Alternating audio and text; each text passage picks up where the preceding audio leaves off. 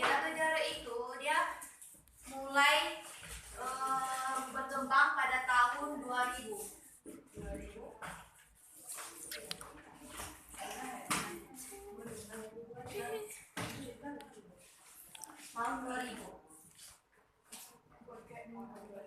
Yaitu kemunculannya tari Ratu Jaro ini termasuk sebagai jenis tarian kreasi karena memiliki gerakan yang menggabungkan antara tarian tradisional Aceh lainnya seperti Likok Pulo dan lain-lain.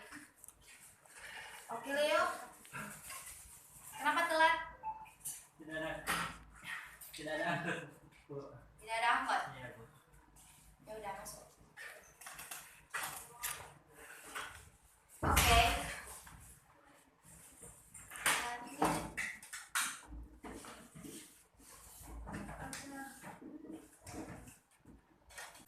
Jadi dalam bahasa Aceh, Jaro ini yaitu artiannya apa? Ada yang tahu? Kamu. Apa Jaro? Jaro ini adalah jauh. Tangan.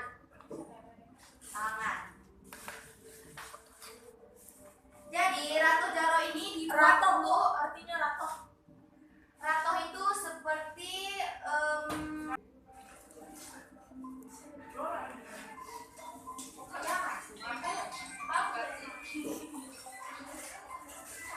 jadi Ratu Jaro ini dibuat untuk membangkitkan semangat para wanita Aceh. Jadi tarian Ratu Jaro ini adalah mencerminkan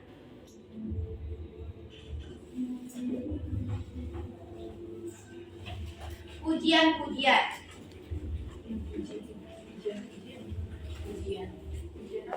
Salawat. Pujian-pujian atau zikir. Zikir salawat.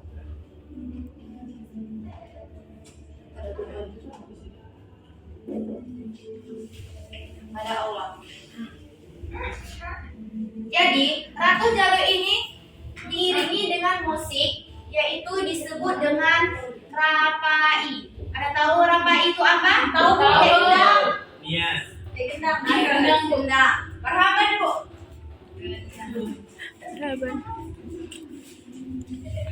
Nah, yang merupakan instrumen perkuisi Aceh asli Aceh yang dimainkan dengan cara dipukul.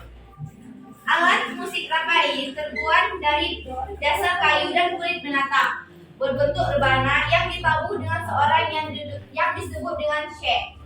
Jadi orang yang memainkan rapai ini disebut dengan syekh. Nah, syekh itu adalah orang yang memainkan rapai. Ciri khas Ratu Jaro ini adalah koreografi yang gerakannya memiliki 33 gerakan dan 5 kali pengulangan gerak. Jadi, di dalam tari Ratu Jaro ini memiliki 33 gerakan dan 5 kali pengulangan gerak. Kalau sesuatu Pak beda dengan apa ya? Kamu tahu? Ini dibanding nih.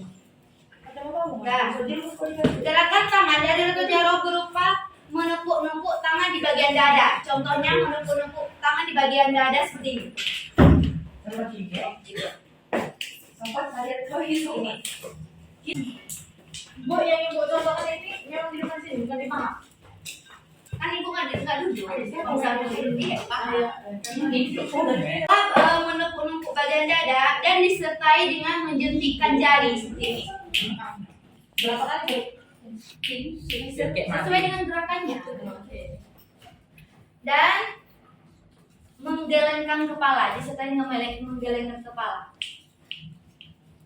Pola gerakan tengah pada tari Ratu Jaro pada umumnya akan mengikuti lantunan irama tabuhan musik pengiring tari. Jadi ketika kita menarikan tari Ratu Jaro ini kan kayak seperti ibu bilang tadi menjentikan jari. Jadi gendang tadi yang disebut dengan rapai itu ikut main.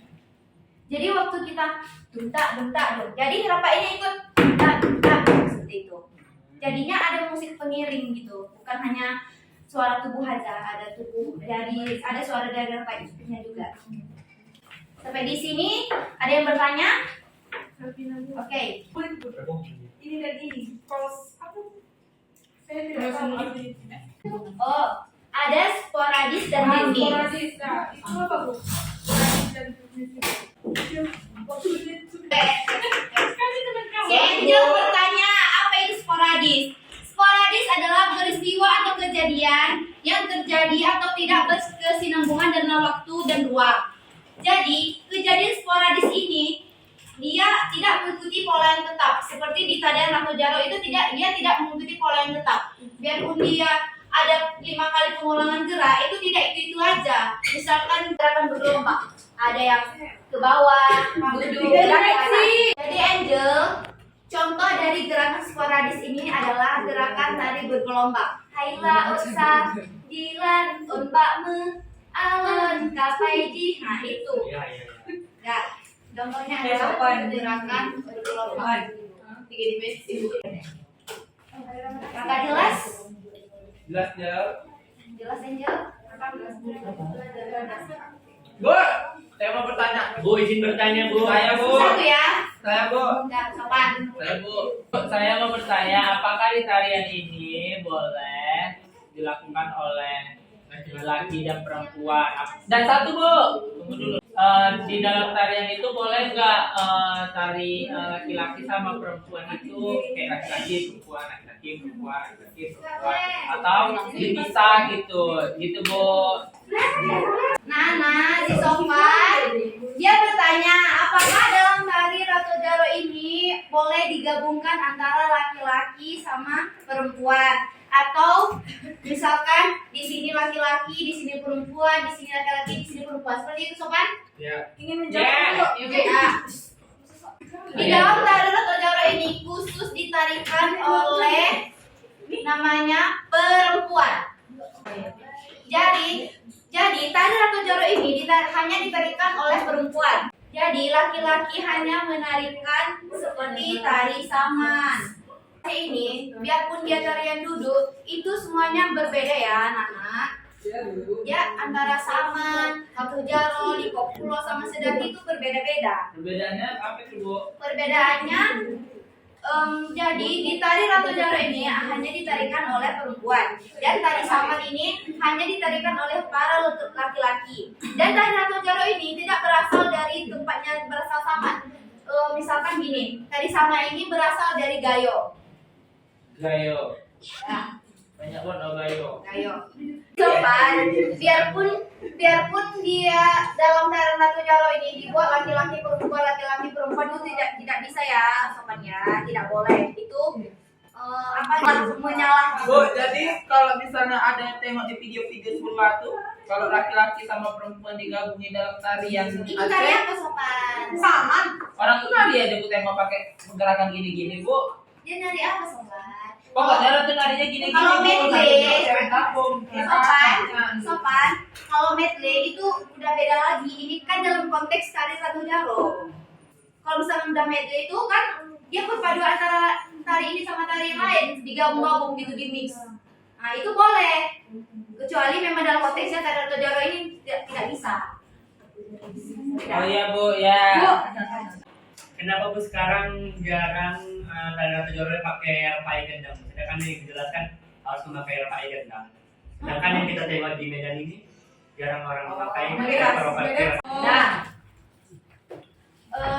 ada yang bisa membantu menjawab pertanyaan dari Tamrin? Saya, Bu. Ya, Angel. Terima kasih, Bu. Kita bentuknya. Di sini saya akan mencoba menjawab pertanyaan dari Tamrin.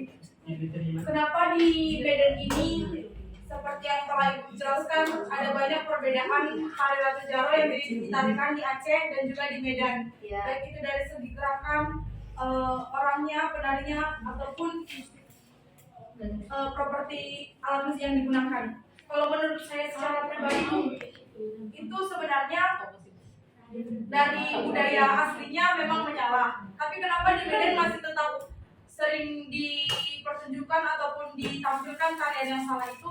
Karena balik lagi, salah benarnya sesuatu itu tergantung budaya tempat itu. Seperti ini, Sebagai contoh dalam kehidupan sehari-hari, ada suatu tempat di mana orang-orang di tempat itu menganggap biasa memanggil kawannya itu anjing atau kata-kata kasar gitu. Sedangkan di tempat lain di suatu daerah tidak sangat tabu menggunakan bahasa kotor kepada teman. Kalau orang-orang di suatu tempat yang sudah biasa akan menggunakan kata kotor itu akan menganggap biasa kata kotor itu tidak akan sakit hati. Sedangkan kalau orang yang tidak biasa dengan kata kotor itu mendengar itu diucapkan oleh orang yang sudah biasa akan sakit hati. Seperti itu juga lah tarian ini. Apabila di suatu daerah itu sudah dianggap tidak salah dan tidak menyalahi dan diterima di budaya di satu tempat, maka itu akan tetap tidak apa-apa ditampilkan. Tapi akan salah jika orang Medan tampilnya di Aceh, itu pasti akan dibuki. Oke, tepuk tangan untuk Angel. Yeay! Angel sudah menjawab pertanyaan dari Tamrin. Apakah Tamrin? Lebih benar sih ibu dari teman saya daripada ibu. Di sini ibu akan memberikan contoh tarian atau jaro kepada kalian semua. Kapan bisa digeser nak? Bukan. Nah, jadi ini kutukan kosong namanya. Kutukan kosong. Iya. Untuk sebelum mulai gerakan. Kenapa dibilang kutukan kosong? Karena tidak memilih. Karena di sini tidak ada lagunya sih. Kalah kami Devino. Jadi gerakan kosongnya biasanya yang seperti awas, bentak, bentak, tuh, tik, dua, gampang, bentak, bentak, bentak, bentak, dua, gampang, enam, depan, bentak, bentak, bentak, oi, bentak, biasanya seperti itu gerakan kosongnya. Keren sekali Bu. Setelah Bu, assalamualaikum ya. Ya Bu.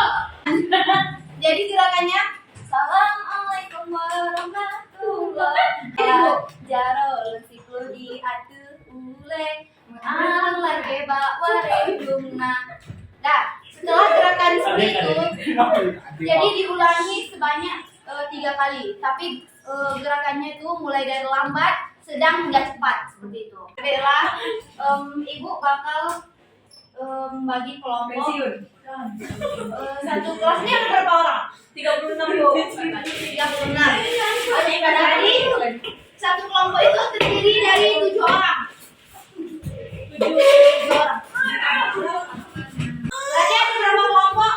5 Bu. Ada 5 kelompok. Satu ada 6 orang. Satu ada 6 orang. Ada 8 Bu. Satu ada 8 orang. Kayaknya 7. Malu-malu Ibu kelompoknya bakal ibu yang pilih atau kalian yang pilih? Ada Bu, ada Bu. Durasi Bu. Kita minggu depan bakal praktek. Kalian bawa baju prakteknya ya. Tidak boleh pakai celana jeans. Oke Ibu guru yang cantik. Dan sekian pelajaran kita pada hari ini. Terima kasih kepada kalian semua sudah mendengarkan ibu. Sekian pelajaran kita pada hari ini. Mari kita tutup dengan kata alhamdulillahirabbil alamin. Alhamdulillah.